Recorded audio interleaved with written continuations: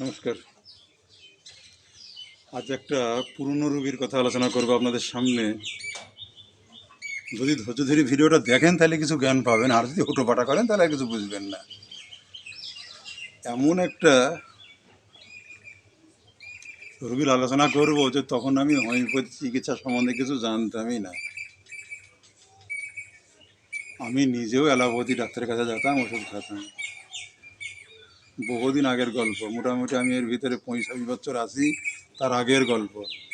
আমাদের গ্রামের একটা লোক হগর হগর করে কাশত, হগর হগর হগর হগর, আর বিশ্রী বিশ্রী কফ তুলতো, কফে লাল লাল রক্ত থাকতো।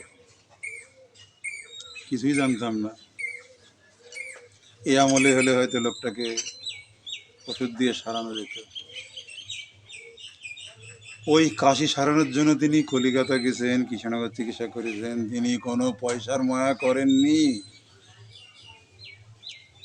ওই হগর হগর ঘরঘরানি কাশি কাশতে কাশতে কাশতে কাশতে তিনি 2.5 বছর 3 বছর বেঁচে ছিলেন, তারপরে তিনি মারা যান। এবার আমি যখন মেট্রোমেডিকা পড়ি, আমি কিন্তু আবার পুরনো রোগীদের কথাগুলো স্মরণ করি, যে আমার গ্রামের ওই লোকটা কীভাবে মারা গেছিল, দেখি তো মিলে কি, ওই অমুক রুগীটা কীভাবে মারা গেছিলো, দেখি তো মিলে কি। আমি আবার মিলাই, এগুলো তো লোকে জানতে পারছে না, আমি কিন্তু মিলাই। লোকটা কীভাবে মারা গেছিলো, দেখি তো কোনটার সাথে মেলে। সেই লোকটা ছিল, তখন জানতাম না চিকিৎসা সম্বন্ধে, মনে হয় লোকটা টিউবারকুলি নামের রুগী ছিল। টিউবারকুলি নামের রুগী, যাক সে মারা গেছে। এবার আমি লোকটা মারা যাওয়ার পরপরই হোমিওপ্যাথি চিকিৎসা শেখার জন্য আমি চিকিৎসাতে যোগ দিলাম। চিকিৎসা শিক্ষা নেওয়ার পরে যখন আমি চিকিৎসা চালু করে দিলাম, ঠিক সেই লোকের ছেলে, নাম বলা যাবে না, তাদের আবার মান সম্মানের ক্ষতিও হতে পারে,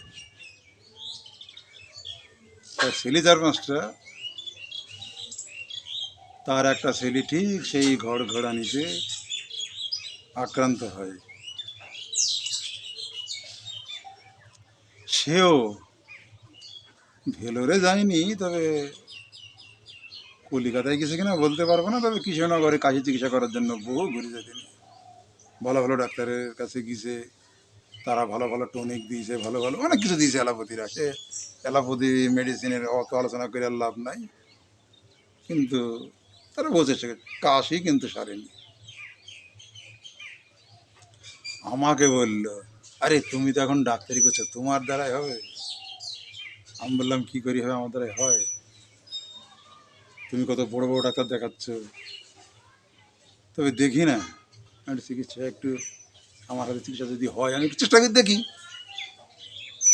চেষ্টা করি, মনে মনে ভাবলাম। যাই হোক, তিনি আমার মেডিসিন খাওয়ার জন্য রাজি হয়ে গেলেন।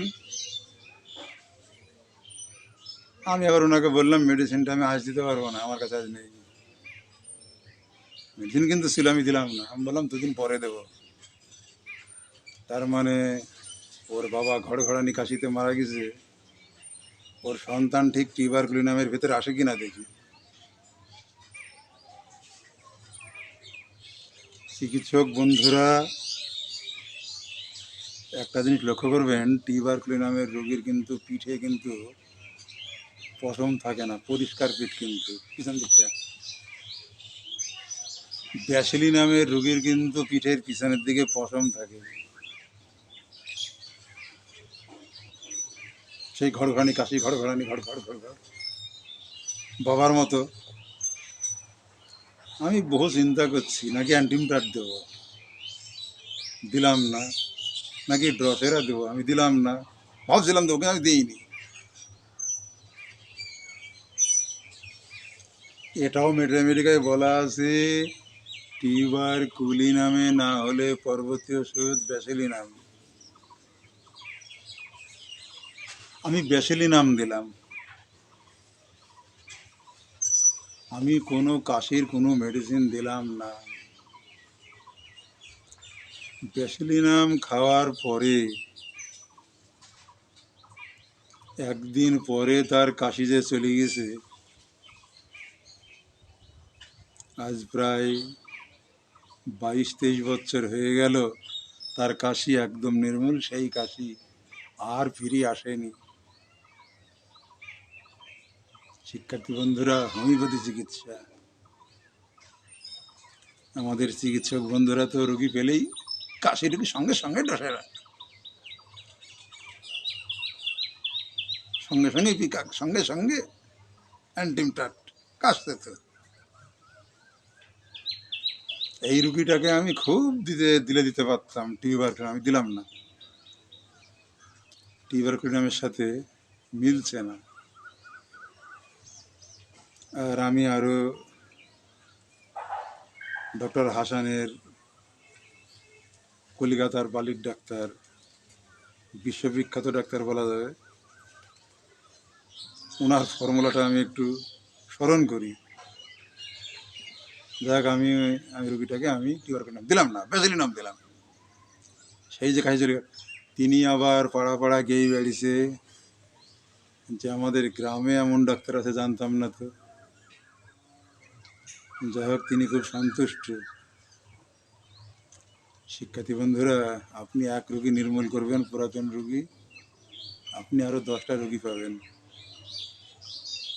হোমিওপ্যাথি চিকিৎসা পথে পড়ি নেই, চেষ্টা করতে হবে আপনাকে। এমনভাবে মেডিসিন দেবেন রোগীর যেন কোনো অকল্যাণ না হয়ে যায়। আপনি একটা রুগীকে ট্রিটমেন্ট করে আপনি নির্মূল করতে পারেননি, তাতে কোনো দুঃখ নাই। আপনার দ্বারায় রুগীটার যেন কোনো অকল্যাণ না হয়ে যায়। হুটুপাটা করি হাই পাওয়ার মেডিসিন দেবেন না, মাঝামাঝির ভিতরে থাকবেন। তবে নসুর প্রকৃতির ওষুধগুলো 200 পাওয়ারের নিচে দেওয়া যায় না, আমি 200 পাওয়ারে দিয়েছিলাম অবশ্য।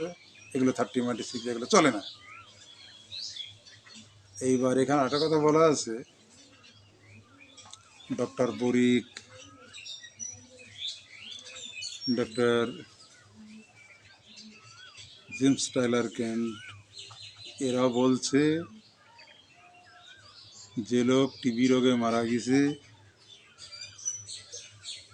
সেই বংশে ডসেরা মেডিসিনটা চলে না। কিন্তু সে আর বিচার কে করে? আমি এরকম রুগীকে আমি ডসেরা দিয়েছি, পরে জানলাম, আগে কিছুই জানিনি, পরে জানলাম ওদের বংশের টিবি রুগী ছিল, কিন্তু ডসেরাতে কাজ করেছে, ডসেরা ফেলিওর হয়নি। কিন্তু উঁচু মহলের মোড়লরা বলছে যে বংশে টিবি আছে সে বংশে ডসেরা চলে না, কিন্তু উঁচু পাওয়ার চলে না, একটু লো পাওয়ার দিলে হয়তো চলে, 3x বা 6 পাওয়ার দিলে হয়তো চলে। আমি তাই করেছিলাম, তাতে কিন্তু কাজ হয়েছে। এবার 10-এর উঁচু পাওয়ারে যাবো না, 10-এর পরে আমি সালপাত দিয়েছিলাম 15 দিন পর। যাই হোক, তে কাশি দেখলেই কাশির ওষুধ নয়, রোগীর বংশের পরিচয়টা আপনাদের দেখতে হবে, তাছাড়া রোগ নির্মূল হবে না। ব্যাসিলিনাম ওষুধ দিয়ে যে রোগীটা সারিয়েছিলাম বললাম, ওনার পিঠে পিছনে অসংখ্য ভোঁয়া ছিল, যেন মাথার চামড়া, মানে মাথা চুল সব লাগানো আছে পিঠে। এটাই ব্যাসিলিনাম রোগী। পিঠ যদি একদম পরিষ্কার থাকে সাধারণ মানুষের মতো, তাহলে ব্যাসিলিনাম দিলে কিন্তু কখনো কাজ হবে না। তাহলে আপনি বরং টিউবারকুলিনাম ব্যবহার করতে পারেন। মিডিয়া থেকে জ্ঞান অর্জন করা দরকার। আপনি ডাক্তারি করতে বসেছেন,